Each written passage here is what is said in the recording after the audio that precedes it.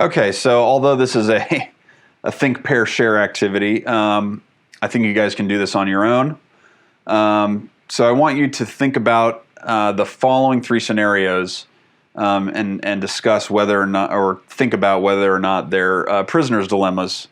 And then also think about if you can come up with some of your own examples. So is this an example of a prisoner's dilemma? People standing at concerts, even though they can see just as well when everyone sits. You might have experienced this one. What do you think? Prisoner's dilemma or not? People shouting at parties. You might have experienced this one too. Leaving a tip at an out-of-town restaurant.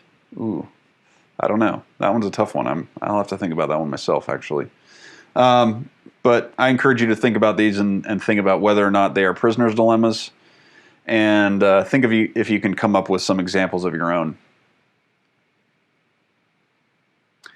Now, the reason we're talking about the prisoner's dilemma is because it captures the idea that cooperation is unstable, which is exactly what we were talking about with cartels. But we do see in real life, in the real world, that there are some instances when firms do collude and are able to cooperate. So what's wrong with our analysis? One problem with our analysis is that right now we're assuming that the game is only played once. It's a simultaneous game, and so that's really the problem here.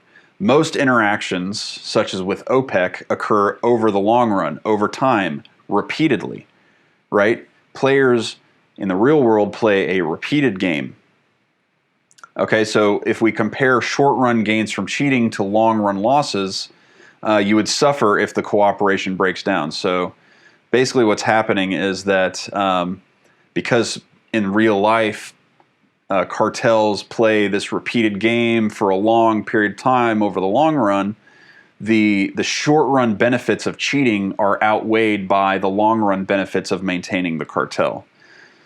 Okay, so this is why in real life we do sometimes see successful cartels.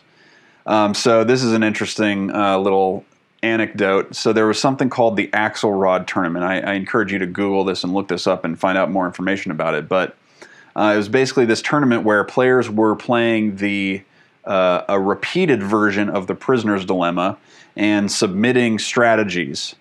And the strategy that won was called Titfortat.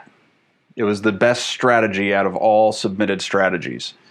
And so basically the way that tit for tat works is, since it's repeated, tit for tat is, I'm going to play in the next round whatever you play in this round. So if you cheat, I will cheat next time.